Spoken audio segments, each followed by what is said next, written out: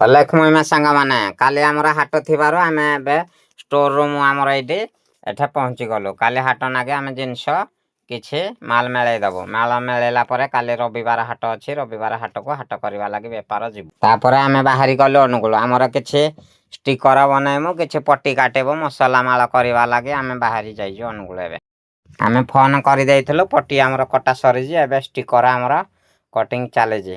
ନୀଳକଣ୍ଠ ଗୋଟା ମସଲାର ଷ୍ଟିକର ଆମର କଟିଂ ଏଠେ ଚାଲିଛି। ଷ୍ଟିକର କାଟିକିନି ଧରିକିନି ଘରକୁ ଯିବି। ଗଲେ ଆମର ମସଲା ମାଳ ହବ ରବିବାର ଦିନ। ପଟି ଏମିତି ଆମର କଟିଂ ସରିଲା। ଏବେ ଆମେ ତାକୁ ଧରିକିନି ଘରକୁ ବାହାରିଲୁ। ବାଟରେ ଗଲା ବେଳେ ମୋ ଭାଇ ସାନ ଟିକେ ଗଲି ହାରି। ସେ ଗୋଟେ ପଇଡ଼ ମତେ କାଟିକି ଦେଲା, ମୁଁ ପିଇଦେଲି। ଭାରି ସ୍ୱାଦ ଲାଗିଲା। ମୋ ସାଇଡରେ ଦେଖିଲି ମୋ ଭାଇମାନେ ବଡ଼ ଭାଇମାନେ ଅଛନ୍ତି। ମୁଁ ତାକୁ ଆଡ଼େ ଟିକେ କ୍ୟାମେରା ବୁଲେଇ ଦେଇ ଭିଡ଼ିଓ କରିଦେଲି। ତାପରେ ମୁଁ ଆସିଲି। ତାପରେ ମୁଁ ଘରେ ପହଞ୍ଚିଲି। ଦେଖିଲି ଯେ ଆମର କାଲି ରବିବାର ହାଟ ଲାଗି କିଛି ଜିନିଷ ନଥିବାରୁ ଗୋଟା ମସଲା ପ୍ୟାକିଂ ଚାଲିଛି। ଧନିଆ ମାଳ, କାଜୁ, ଖିସମିସ, ଚେରି ସବୁ ପ୍ରକାର ପ୍ୟାକିଂ ଚାଲିଛି। ମୁଁ ବି ତା ସାଙ୍ଗରେ ପ୍ୟାକିଂ କରୁଛି।